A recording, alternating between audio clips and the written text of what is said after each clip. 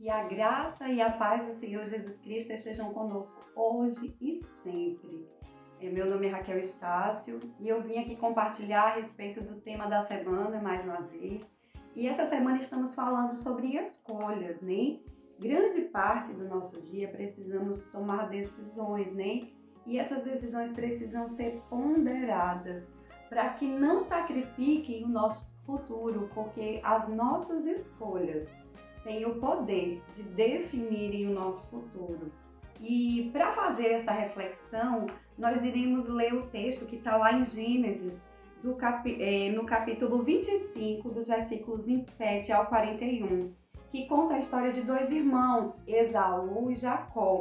E vamos ver o que aconteceu com eles. E cresceram os meninos, e Esaú foi varão perito na caça, varão do campo. Mas Jacó era varão simples, habitando em tendas.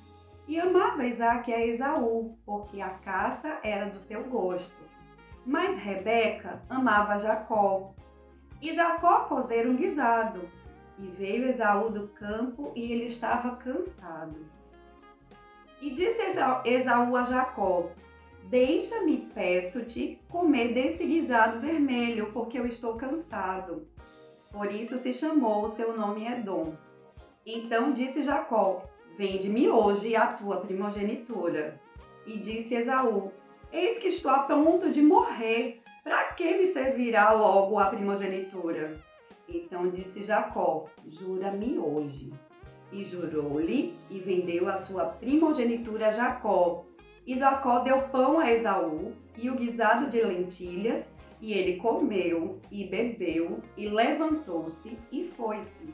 Assim desprezou Esaú a sua primogenitura. Esse texto é muito interessante porque nos fala a respeito de uma escolha, que era uma escolha para o futuro, mas que naquele exato momento Esaú resolveu tomar uma decisão para o hoje, para o momento, para satisfazer uma necessidade imediata, e deixou de lado algo que era futuro, que era muito bom para ele, né? A primogenitura era exatamente o direito do irmão mais velho, que o irmão mais velho tinha em tomar, em cuidar da herança dos seus pais, né? Em assumir as funções, as atribuições dos seus pais quando eles morressem, né? Então, um homem rico como Isaque era, que era o pai de Esaú e Jacó, ele era muito, muito, muito rico naquela época. Então, você desprezar a primogenitura era você desprezar o seu direito de administrar toda aquela riqueza, né? De assumir ali, a partir da morte do seu pai, as funções e atribuições dele, que era alguém muito importante na sua época. Mas Esaú, naquele momento, sem pensar, de forma imediata, tomou uma decisão errada que gerou para ele consequências futuras, né? Definiu o seu futuro. E nós podemos ver aqui, nesse exemplo de Esaú, ponderar algumas coisas a respeito das nossas decisões. E a primeira delas, dessa ponderação que devemos fazer é o seguinte: precisamos sempre analisar as consequências das nossas escolhas, né? Toda escolha tem uma consequência. Deus nos deu o livre-arbítrio, mas com ele veio a responsabilidade da nossa escolha. Aquilo que decidimos vai implicar em algo, né? Ou uma consequência, ou em algum ganho para nós. Mas nós devemos assumir a responsabilidade pela nossa escolha. Esaú, quando tomou essa decisão, ele não avaliou a consequência da sua decisão, porque se ele tivesse avaliado, jamais ele ia trocar algo tão precioso, né? Tão importante do seu futuro por um prato de sopa. Creio que ele não faria essa escolha se ele parasse, refletisse naquilo que ele estava decidindo, né? Então a gente precisa, em determinados momentos, para tomar decisões, fazer uma reflexão: onde isso vai me levar? Qual a consequência disso? Avaliar as nossas decisões com base nos nossos valores, nos nossos princípios. Cabe a mim fazer isso, né? Cabe a mim, uma filha de Deus, um filho de Deus, tomar essa decisão. Então você vai checar com coisas, com valores, né, com situações que estão ali, e avaliar a consequência daquilo que você está decidindo. Porque a sua escolha também não interfere somente na sua vida, ao contrário do que muitos imaginam. Falando: não, se eu errar, vai ser será só eu mesmo que vou sofrer. Mas não é bem assim, não. as nossas escolhas, as nossas decisões interferem nas pessoas que estão ao nosso redor. Por exemplo, um homem, né, um esposo que toma uma decisão errada, a sua esposa e os seus filhos vão sofrer a consequência da sua decisão, né? Até que realinhe, que ele se reposicione. Enquanto isso acontece, todos que estão ali ao redor dele vão sofrer com essa consequência. Um filho que toma uma decisão errada, os seus pais vão sofrer a consequência da decisão do seu filho. Nenhum pai gosta de ver um filho sofrer, então ali eles vão fazer de tudo para que ele esteja num local seguro, agradável, que aquilo ali se resolva.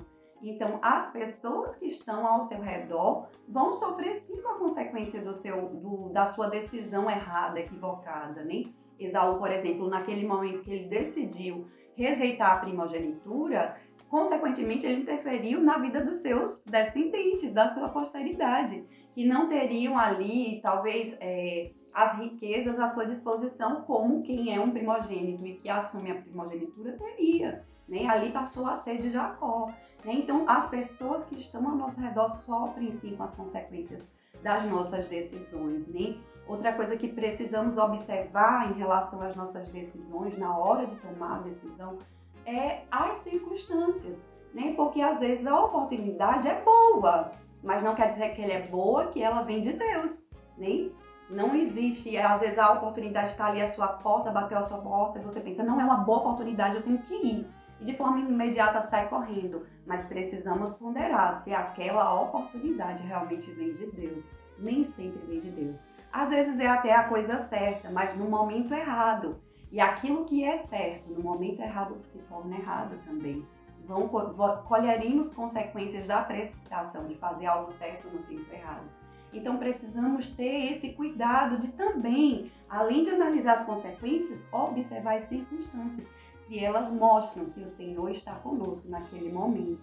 Precisamos ainda observar a paz do nosso coração, né? Em Colossenses 3,15 fala o seguinte: seja a paz de Cristo o árbitro em vosso coração. Então, o que é um árbitro, né? O que é que um árbitro faz? O árbitro, ele julga para saber quem está certo e quem está errado. E a Bíblia fala aqui em Colossenses, o Senhor nos fala que a paz tem que ser o árbitro do nosso coração. Ou seja, tem paz para eu fazer isso, né? Ou ainda estou com muita dúvida, com muita incerteza, tá ainda aquela agonia, não sei bem se eu devo fazer. Se você está nesse ambiente de dúvida, não vá. Uma coisa que eu aprendi durante a minha caminhada cristã foi a seguinte: se eu estou em dúvida, eu não tomo decisão. A decisão eu só devo tomar quando eu sentir paz. Mas é uma paz que procede de um relacionamento com Deus. Porque muitos falam o seguinte: não, eu estou em paz, por isso que eu fiz. Mas é uma paz que ele coloca ali naquela condição para poder tomar a decisão errada, mas não é uma paz que procede de Deus. Essa paz que a Bíblia fala aqui só procede, você só sente a partir de um relacionamento com Deus, para você tomar a decisão correta, não é verdade? Também a Bíblia fala o seguinte, lá em Provérbios 28:26, o que confia no seu próprio coração é insensato, mas o que anda em sabedoria será salvo. Às vezes a gente fala, não, eu estou seguindo o meu coração. Seguir o próprio coração é algo insensato. Mas quando a gente busca sabedoria, sabedoria que vem do alto, a gente busca a direção de Deus, a gente procura conhecer se é o tempo de Deus, a gente avalia as consequências do que a gente vai decidir, a gente está agindo com sabedoria. Confiar no próprio coração não é um bom caminho, mas perceber a paz de Cristo que há no coração, isso sim é um posicionamento correto para tomar a decisão correta, né? E outra coisa que nós devemos considerar também são pessoas certas, né? A gente primeiro, antes de qualquer coisa, a gente primeiro precisa ouvir de Deus. Buscar de Deus para saber qual é a direção dele para nós, para tomarmos a decisão. Né? Então, às vezes, a gente fica meio angustiado sem saber. Então, o primeiro lugar, o lugar de resposta que a gente tem que ter é no Senhor, né? Na palavra, checar se aquilo está de acordo com a palavra.